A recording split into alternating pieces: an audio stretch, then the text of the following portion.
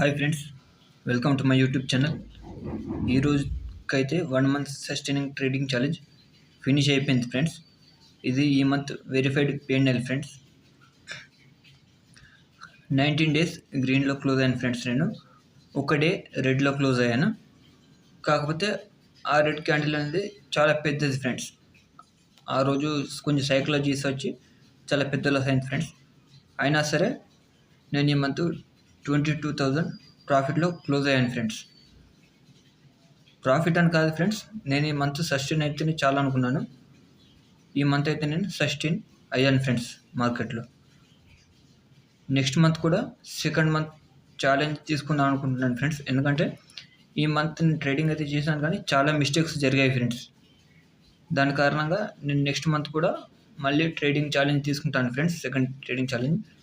ఈ మంత్లో చేసిన మిస్టేక్స్ మళ్ళీ నెక్స్ట్ మంత్